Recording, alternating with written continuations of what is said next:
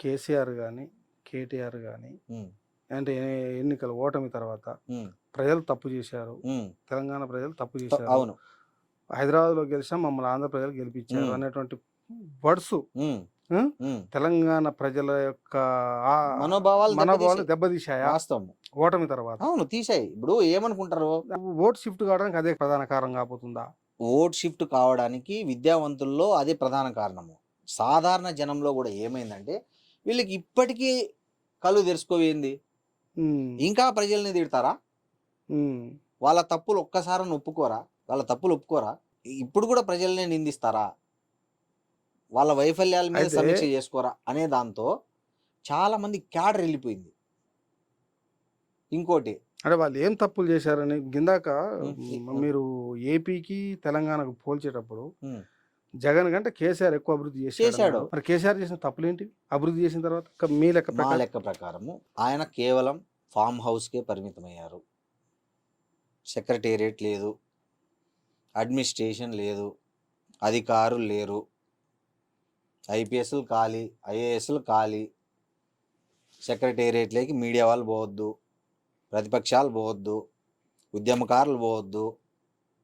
పోని సెక్రటేరియట్‌లో దొరకవు. ఎక్కడ దొరుకుతావు? ప్రగతి భవన్‌లో దొరకవు. ఫార్మ్ హౌస్‌లోకి రానీయవు.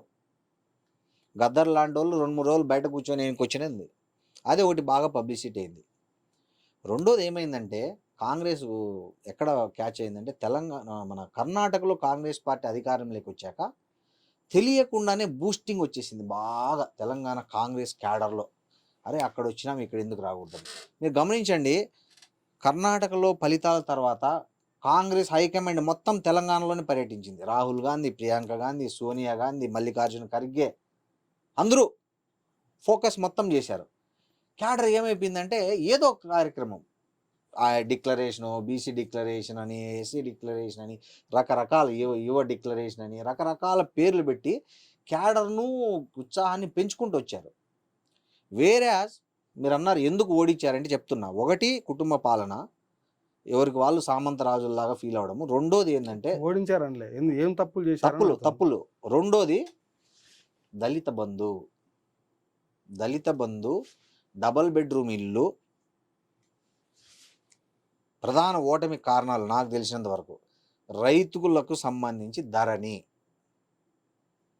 ఇవి ఎంత వ్యతిరేకత తెచ్చిపెట్టాలో అంత వ్యతిరేకత తెచ్చిపెట్టాయి ప్రజల్లో. దళిత బంధం అందరికి ఇవ్వలేదు. అందరికి ఇవ్వలే. డబుల్ బెడ్రూమ్ ఎన్నికల ఇవ్వలేదు. ముందు పెద్ద డ్యామేజ్ జరిగింది.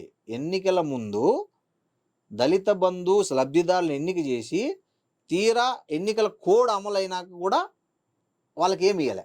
ఇప్పటికీ ఇవ్వలే. అదే చెప్తున్నా.